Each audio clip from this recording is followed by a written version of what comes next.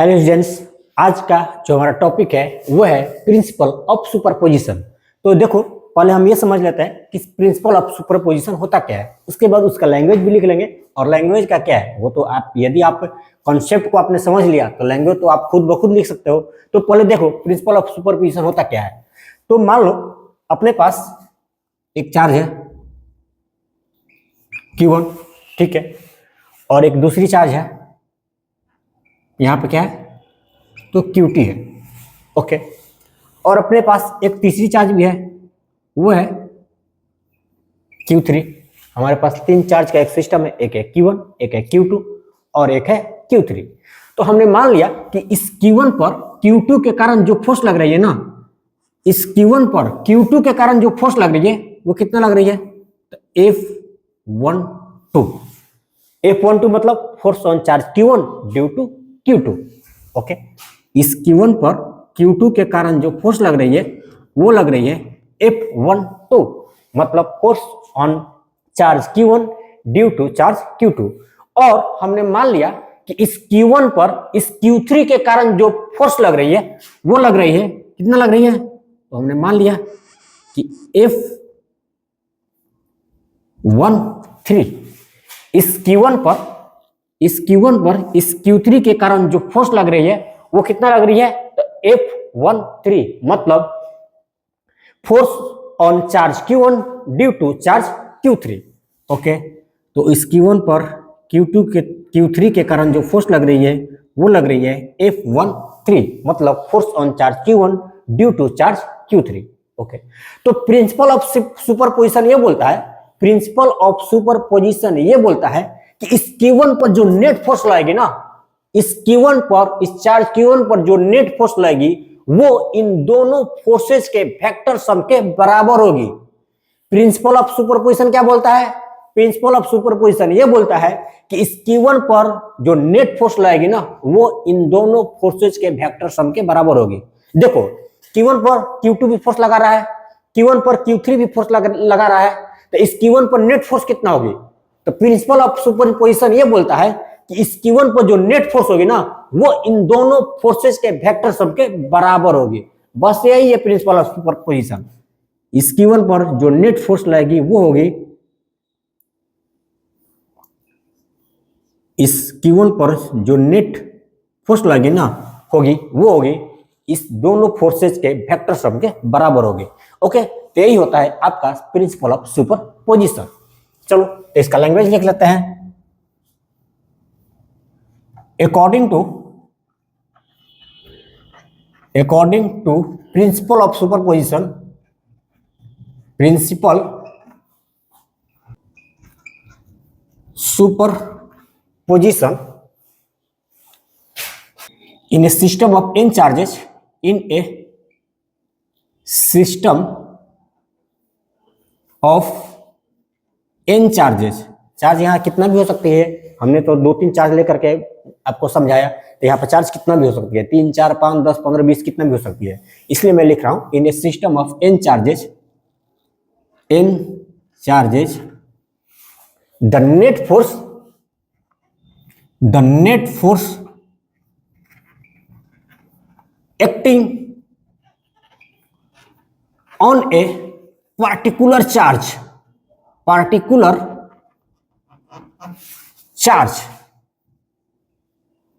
किसी एक particular charge पर जो नेट फोर्स लगेगी ना, the net force acting on a particular charge is equal to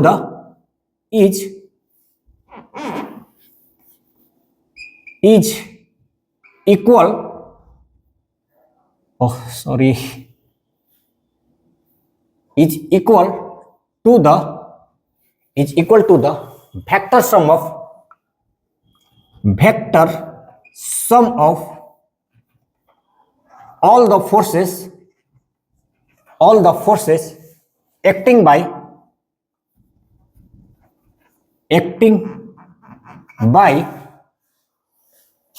all of the rest charges। देखो ये तो अपनी लैंग्वेज है, मेरी लैंग्वेज है, हमने आपको वही लैंग्वेज दिया जो हमने आपको समझाया। आप इसको अपने लैंग्वेज में भी लिख लीजिएगा। ओके, हमने बता ही दिया कि प्रिंसिपल ऑफ सुपरपोजिशन क्या होती है। तो यहाँ पर हम लिख देते हैं कि एफ नेट, यहाँ पर वेक्टर लगाना जरूरी है क्योंकि वेक्टर सम लिख रहा है, ठीक है ना, वेक्टर सम लिख रहा है। F net is equal to vector F12 plus vector F13।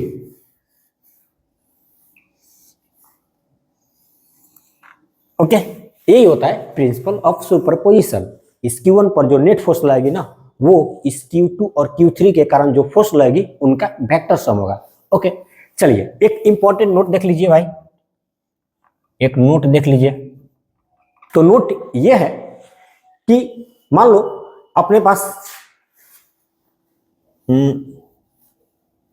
चलो यहां पर एक चार्ज है Q1 और यहां पे एक चार्ज है Q2, ठीक है। और हमने मान लिया कि इस Q1 और Q2 के बीच जो चार्ज लग रही है ना, वो फोर्स, सॉरी, इस Q1 और Q2 के बीच जो फोर्स लग रही है ना, वो कितना लग रही है, हमने मान लिया कि F लग रही है। इस Q1 और Q2 के बीच जो फोर्स लग रही है वो कितना लग रही है, तो F लग रही है। ओके, अब हम क्या करते हैं, एक तीसरी चार्ज Q3 को लेकर आते हैं, एक तीसरी चार्ज Q3 को लेकर आते हैं। तो Q3 के आने के बाद भी इस Q1 और Q2 के बीच जो चार्ज फोर्स लगेगी ना, वो F ही लगेगी। Q3 के आने के पहले Q1 और Q2 के बीच कितना फोर्स लग रही थी, तो F लग रही थी। ओके, तो Q3 के आने के बाद भी इस Q1 और Q2 पर जो फोर्स लगेगी ना, इस Q1 और Q2 के बीच जो फोर्स लगेगी वो F ही लगेगी। अब मान लो एक चौथी चार्ज Q4 आ गई, एक चौथी चार्ज यहां पर हमने Q4 ले लिया, ठीक है। तो Q4 के आने के बाद भी इस Q1 और Q2 के बीच जो फोर्स लग रही है F, वो F ही लगेगी, वो Q3 और Q4 के आने से डिस्टर्ब नहीं होगी, वो Q3 और Q4 के आने के बाद इफेक्टेड नहीं होगी। ओके, कहने का मतलब यहां पर कितना भी चार्ज ले लो, Q5 ले लो, Q6 ले लो, इस Q1 और Q2 के बीच जो फोर्स F लग रही है ना, वो F ही लगते रहेगी। इस Q1 और Q2 के बीच जो इलेक्ट्रोस्टैटिक फोर्स F लग रही है वो F ही लगेगी, चाहे यहां पर कितना भी चार्ज प्रेजेंट क्यों नहीं हो।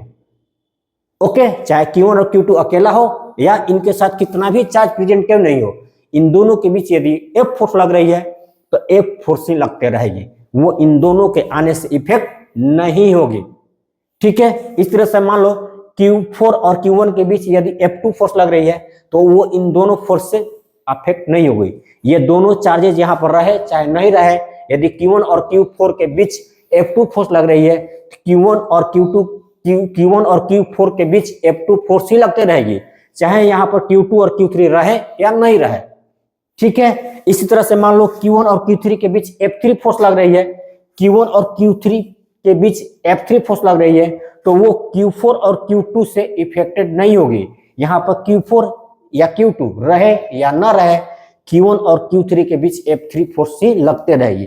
तो कहने का मतलब यह है कि दो चार्जेस के बीच जो इलेक्ट्रोस्टैटिक फोर्स लगती है ना, वो तीसरे चार्ज के होने न होने से इफेक्ट नहीं होती है।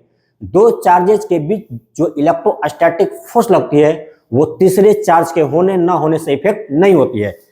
तो यही बात लिखना है यहाँ पर, the electrostatic force, the electrostatic force is not the electrostatic force between two charges। ये लिख लीजिए, the electrostatic force between, मैं इसको मिटा दे रहा हूं, the electrostatic force between, ये देखिएगा between लिखा हुआ है, between two charges is not affected by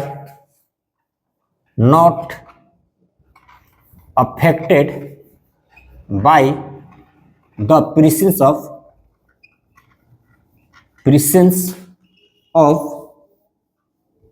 presence of third charge. तीसरे चार्ज के आने के कारण दो चार्ज के बीच जो इलेक्ट्रोस्टैटिक फोर्स लगती है उस पर कोई इफेक्ट नहीं होगी। तो ये था अपना प्रिंसिपल ऑफ सुपरपोजिशन। ओके, तो आज का लेक्चर इतना ही तक रहेगा बच्चों।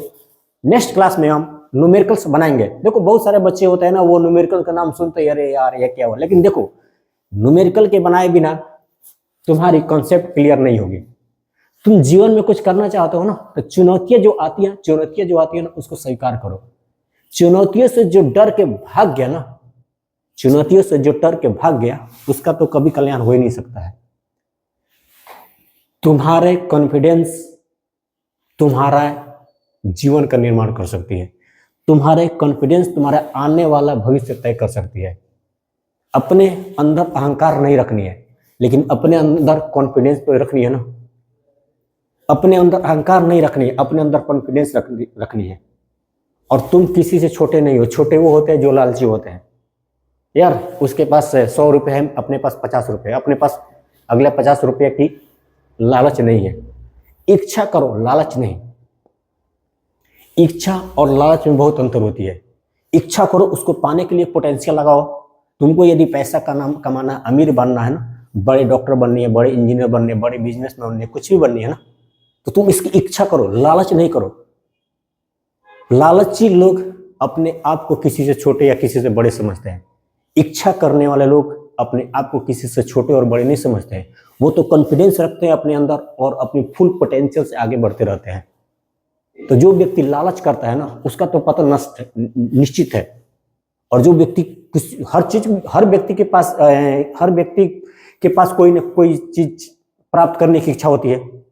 हर व्यक्ति चाहता है मैं कुछ अपने, हर व्यक्ति के अपने सपने होते हैं। कोई डॉक्टर बनना चाहता है, कोई इंजीनियर बनना चाहता है, कोई भाई बड़े बड़े उद्योगपति बनो, कोई दिक्कत वाली बात नहीं है। कोई भी काम जो ईमानदारी से किया जाता है ना, वो छोटा नहीं होता है। ओके, किसी को डॉक्टर बनना है, किसी को लीडर बनना है, कोई दिक्कत नहीं है। जो बनना है तुम बनो, लेकिन इसकी इच्छा करो, इसकी लालची मत बनो।